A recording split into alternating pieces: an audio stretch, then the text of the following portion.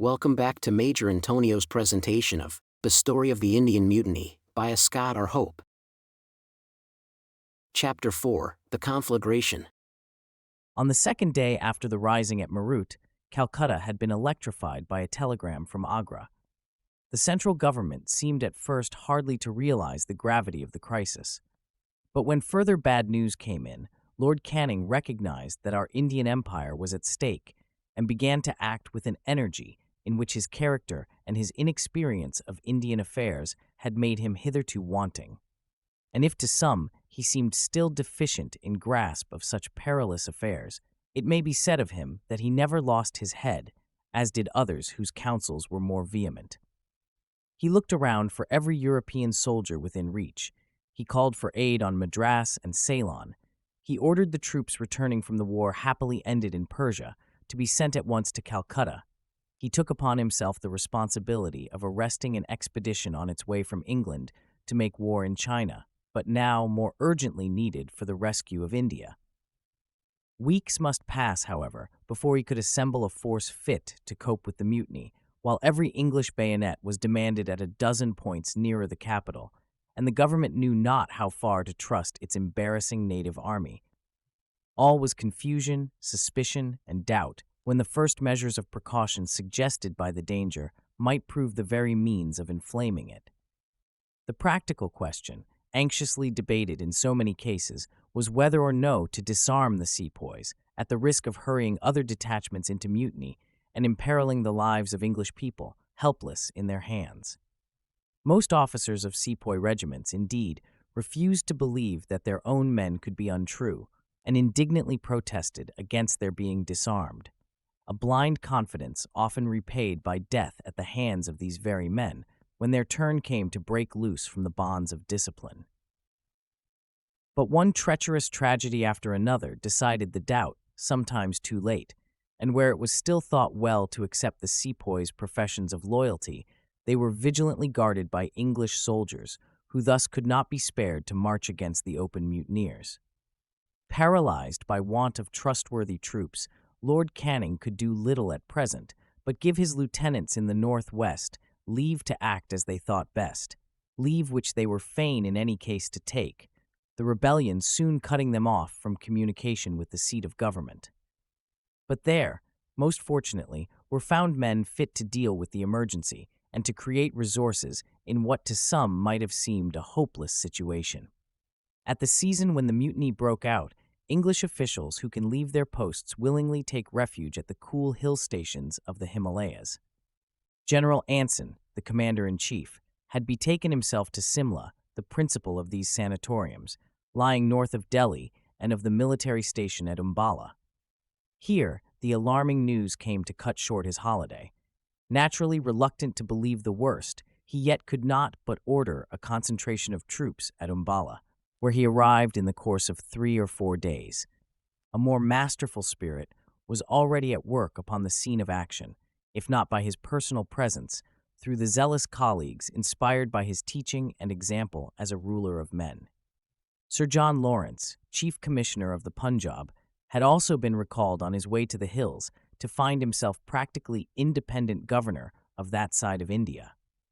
At once rising to the emergency, as soon as he had taken the first measures, already anticipated, indeed, by his deputies, for the safety of his own province, he saw that the one thing to be aimed at was the recovery of Delhi, the very name of which would be a tower of strength to the mutineers.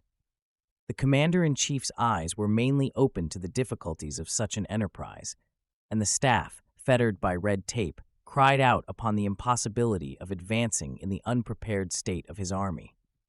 Lawrence never ceased to urge that, with or without guns and stores, everything must be risked to strike an immediate blow at Delhi, which might check the spread of rebellion by restoring our lost prestige. His tireless subordinates did the impossible in collecting supplies and means of transport.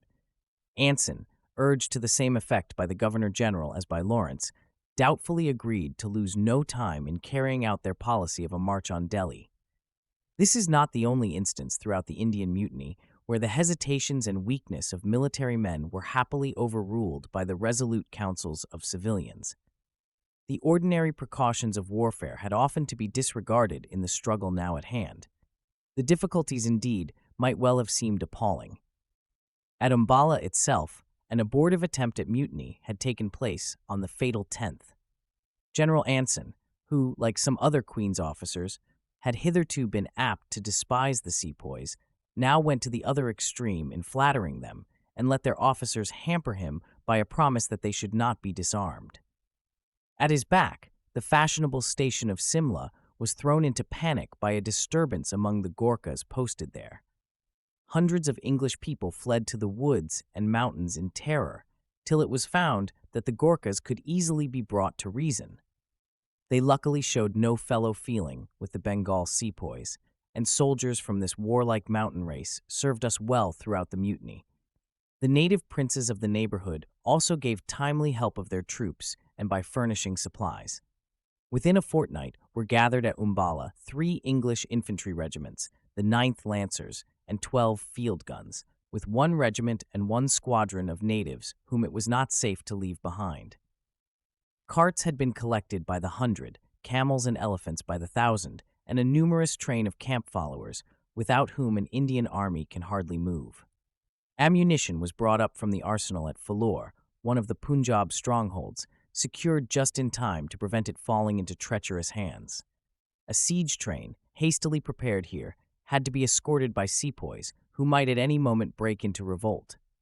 The Sutlej, swollen with melting snows, threatened to break down the bridge by which communication was kept up with this important point, and not 2 hours after the train had passed, the bridge, in fact, gave way. Then there were delays through unmanageable bullocks plowing over heavy sands and roads deluged by rain. The first day's labor of 20 hours brought the train only 7 miles on its long route. Without waiting for it, on May 25th, Anson advanced to Kurnaul, the rallying point of the Delhi fugitives. But Cholera, a feller foe than the sepoy, had already attacked his soldiers.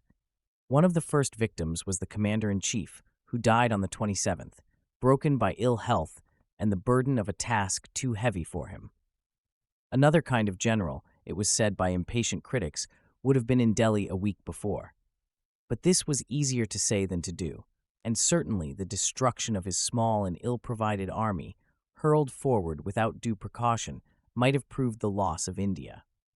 Anson was succeeded in command by Sir Henry Barnard, an officer of Crimean distinction, who had been only a few weeks in India. His first acts showed no want of energy. Leaving the siege train to follow at its slow pace, he moved upon Delhi at the end of the month, his men marching eagerly under the fierce June sun, in burning desire to avenge the slaughter of their country people. And now began those cruel reprisals by which our victory was so darkly stained. Angry suspicion was all the evidence needed to condemn the natives, guilty and innocent alike, who, after a hasty show of trial, were often mocked and tortured before execution at the hands of Christians turned into savages. The sepoy regiment which marched with the column from Umballa had to be sent away to protect them against the suspicious resentment of their English comrades, as much as in anticipation of the treachery which soon displayed itself among them. A few days' march brought together the main body and Brigadier Wilson's force from Meerut, which had lain there shamefully inactive for 3 weeks, but now did much to retrieve its character by 2 encounters under such a burning sun that the exhausted soldiers could not follow up their victory. The whole army numbered little over 3,000 Englishmen, with whom Barnard pushed forward to where, 5 miles north of Delhi, a horde of mutineers lay waiting to dispute his advance, strongly posted at Budlika Sarai. Here on June 8th was fought the first important battle of the war. Nothing could resist this handful of British soldiers, terrible in their vengeful passion. Blinded by the glare, now choked by dust, now wading knee-deep in water, through all obstacles, the infantry dashed up to the rebel guns. The Lancers, having made a stealthy circuit, charged upon the enemy's rear. The field artillery took them in the flank, and they fled in confusion, pressed hard by the eager though jaded victors. On the ridge without the city, the sepoys made another stand, but were again swept back from this strong position. After 16 hours marching and fighting, under a sun whose rays were almost as fatal as bullets, The English soldiers encamped among the burned quarters of the cantonment, and from the ridge beheld the domes and minarets of that famous city, which already they looked upon as regained. But not next day, as they had fondly hoped, nor next week, nor for weary months, were they to pass the high red wall and heavy bastions that defiantly confronted them. Even had those walls lain flat as Jericho's, it were madness to have thrown some couple of thousand bayonets into the narrow, crooked streets of a city swarming with fanatical foemen, besides a sepoy garrison many times the number of the assailants. Open still on all sides but one, Delhi was the rendezvous of bands of mutineers flocking into it from various quarters. From first to last, it is said to have held 40,000 of them, a strange reversal of the rules of war, which require that a besieging force shall at least outnumber the besieged. Still, in the first few days, Barnard did entertain the notion of carrying the place by a coup de main, but allowed himself to be dissuaded, to the disgust of certain ardent and youthful spirits. There was then nothing for it but to remain camped behind the ridge, awaiting reinforcements and the coming up of the siege train. In this position, the rear defended by a canal, and with a wall of rocky heights in front, our army was practically besieged rather than besieging. Their field artillery could make little impression on the walls, nearly a mile off, while the enemy's heavier guns sent shot among them night and day. So great was the want of ammunition that 2 annas apiece were offered for cannonballs, which natives risked their lives in picking up to be fired back into the city, balls which sometimes could hardly be handled by Europeans in the burning heat. Sunstroke struck them down as by lightning. Half the officers of one regiment were thus disabled in a single day. The overtasked force had often to fight all day and to watch all night. The enemy used his superiority of numbers by continual harassing attacks, in front, in flank, and at last in the rear. The day was a remarkable one, which passed without fighting. In 6 weeks, 20 combats were counted. On the 23rd of June, the centenary of Plassey, a particularly formidable assault was made, and repulsed after a long day's fighting, to the discouragement of the sepoys, whom false prophecies had led to believe that this date was to be fatal to us. Now, as always, the skulking foe could never stand to face British bayonets in the open, but their stealthy onsets were favored by the wilderness of tangled ravines, gardens, walls, ruins, tombs, thickets, and deserted houses, which gave them cover right up to our entrenchments. Through the losses of these continual encounters, as well as through disease and exposure, our scanty force would soon have melted away if reinforcements had not begun to come in towards the end of June.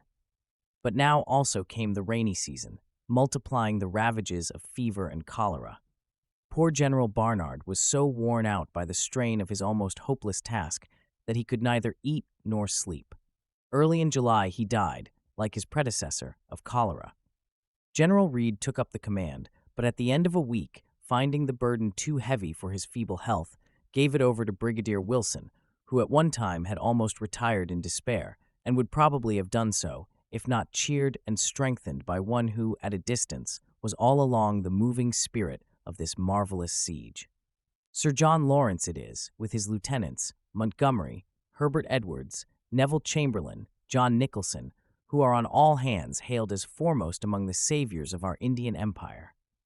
The Punjab, where Lawrence bore rule at this crisis, home of the warlike Sikhs, might have been judged our weakest point, yet he turned it into a source of strength.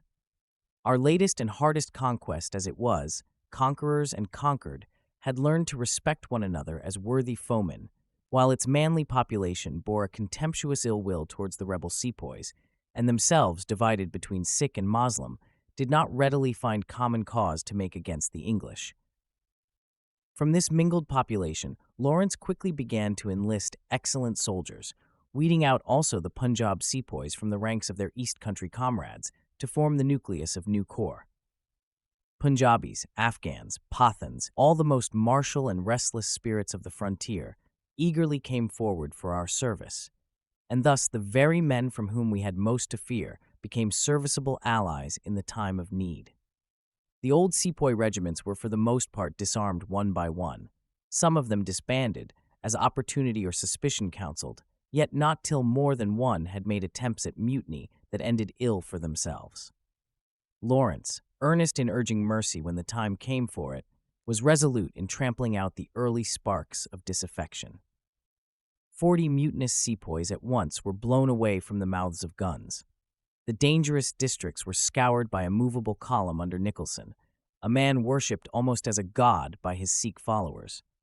The Afghan frontier had also to be watched, lest old enemies there should take this chance of falling upon us from behind when our hands were so full of fighting in front. And at the same time it was necessary to keep a careful eye upon our new levies, lest they in turn should grow too formidable. Fortunate it was that the neighboring native princes proved friendly, lending the aid of their troops to keep the peace, or giving more substantial assistance to the representative of that power which they had learned to look upon as paramount. Lawrence, governing a population of 20 millions, cut off from communication with his superiors, was made by force of circumstances dictator of northern India. Not for nearly 3 months did a message from Calcutta reach him by the circuitous way of Bombay. The generals in the field, though owing him no formal obedience, gave in to the energy of his character and the weight of his experience. The well-provided arsenals and magazines of the Punjab, saved from the hands of the mutineers by his vigorous action, became now the base of supplies against Delhi. Thither he kept forwarding a continual stream of stores, transport, men, and money, which he had to raise by somewhat forced loans among the rich natives. Thus, in spite of a painful ailment, in spite of his longing for home and rest, he throughout masterfully maintained the British prestige within his own boundaries, while ever pressing on the capture of Delhi as the blow which would paralyze rebellion all over India. When the great enterprise seemed on the point of failure, as a last resource, he sent Nicholson's column to the front, leaving himself with only 4,000 European soldiers scattered among the millions of the Punjab, for whom that one man's strong hand was equal to a host of fighters. Still the siege of Delhi dragged on its costly length. We must leave it for the meanwhile to see what thrilling and momentous scenes were being enacted in other parts of India, and to follow the preparations made for attacking the mutiny from the further side. Calcutta was in a state of bewildered dismay, not to be calmed by official hopes for a speedy end to the insurrection, and soon increasing daily with worse and worse news from up-country. From Aligarh, from Mutra, from Bareilly, from Moradabad, from Jhansi, from other points, one after another, came sickening tales of revolt and massacre, which would not lose in the telling. The only news of other places was an ominous silence. The great stations of Agra, Cawnpur, and Lucknow were presently cut off by a raging sea of rebellion. Rohilkhand, old nursery of warriors, was overflowed, and the Doab, that fertile region between the Jumna and the Ganges, down whose thickly peopled valleys poured the irresistible flood of disorder. The tide rose to the sacred cities of Allahabad and Benares. Beyond, there were risings in Rajputana. At Gwalior, the Maharaja's sepoy contingent, after a time, broke away to play a considerable part in coming battles. Everywhere regiments, believed faithful, were going off like the guns of a burning ship.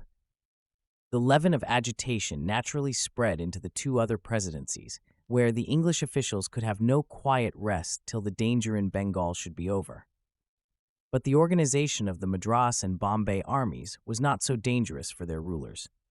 Here men of various creeds and castes were more thoroughly mixed together in the ranks, which in Bengal had been allowed to consist too much of fellow believers and of cliques of the same family, caste, or locality, turning every company into a clan animated by a common feeling apart from that of soldierly duty. Nor, outside of Bengal, were the regiments permitted to be accompanied by squalid fakirs to keep alive their superstitious zeal. When Patna and Dinapore gave signs of commotion, not 400 miles from Calcutta, the people of the capital might well look to see peril at their doors.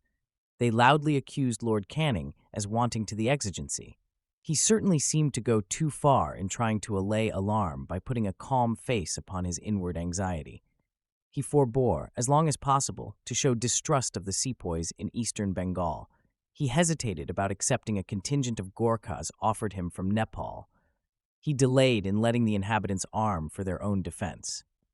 Not for a month did he allow them to form volunteer corps, and at the same time was forced to disarm the sepoys at the neighboring stations of Dum Dum and Barrackpore.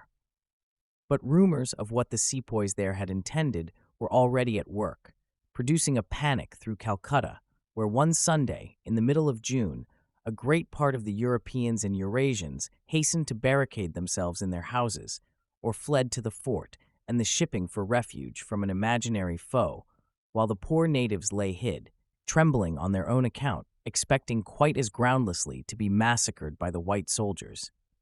The ludicrous terror of this Panic Sunday will long be remembered as a joke against the Calcutta people, who only towards evening began to see they had nothing to fear. Next day, their restored confidence was strengthened by the arrest of the King of Oud, who held a quasi-state in his palace near the city, and whose retainers were believed to have been plotting with the now harmless sepoys at the neighboring stations for a great Christian massacre. A day or two later, Sir Patrick Grant, commander of the Madras Army, arrived to assume command in Bengal. He did not feel himself equal to taking the field in person, but made the fortunate choice of Brigadier General Havelock to advance against the rebels as soon as there should be an army ready to lead. The officer, who during the last months of his life was to burst forth as a popular hero, had passed obscurely a long life of Eastern military service. In India, indeed, he was well known for the earnest piety which had leavened the ranks of his comrades. Havelock's Saints, a name given in mockery, became a title of honor, when it was found that the little band among whom he preached and prayed so zealously were the best and most trustworthy soldiers of the regiment. By his superiors, he had been recognized as a brave and intelligent officer, and he had served creditably in Burma, in Afghanistan, in the Punjab, and in Persia, without attracting much public notice or rising to high command. Now, at length, this saintly veteran, all his life a careful student of the art of war, had the chance to show what he was as a general, but not till June 25th could he leave Calcutta, picking up as he went the scattered fragments of his force, which had been pushed on to meet immediate needs of succor. A month earlier, Neil, with the 1st Madras Fusiliers, had gone on as forerunner of the help that would by and by be pouring in to the rescue of our imperiled countrymen. As far as Allahabad, he could travel by railway, yet he did not arrive there for nearly 3 weeks, delayed through turning aside to repress mutiny at Benares, and by making grim examples to teach the cowering natives that the British Raj was still to be feared. At Allahabad, he found his presence sorely needed by a handful of Europeans shut up in the fort along with a band of hardly controllable Sikhs. The mutiny here had been marked by painful as well as curious features.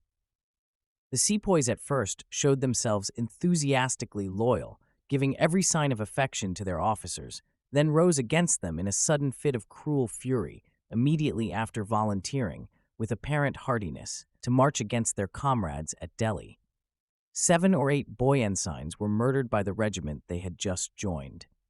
The rebels bombarded the locomotives on the new railway, which they took for mysterious engines of warfare. There were the usual sickening massacres of women and children. A general destruction had reigned without check, in which helpless Hindu pilgrims came off almost as ill as the Christians at the hands of a Mohammedan mob. This short triumph of disorder was with terrible and too little discriminating justice chastised by Neil, stern Scotchman that he was. What between the mutineers and the British soldiery, the inhabitants of the district had cause to rue these troubles, and again our civilization was disgraced by a blind fury of vengeance. Neil was more successful in restoring order among the populace than in restraining his own soldiers, who gave way to excesses of drink that fatally nursed the seeds of cholera, when not a man could be spared from the trying task before them. By the end of June, Havelock reached Allahabad to take the head of an army that hardly numbered 2,000 fighters. 19 officers and men made all his cavalry. But such news here met him. He could not lose a day in flinging this small force among myriads of bitter foes, at whose mercy lay the lives of many Christian women and children. Yet it was no horde of undisciplined savages from whom he must wrest those hapless captives. Throughout the war, our troops had to face, at enormous odds of number, ranks trained and armed by ourselves, supplied from our own captured stores, and in a large degree led by the establishment of native officers whom we had taught how battles should be won. Never perhaps has it been so well proved, as by the result of this apparently unequal conflict, what advantage lies in pride and strength of race.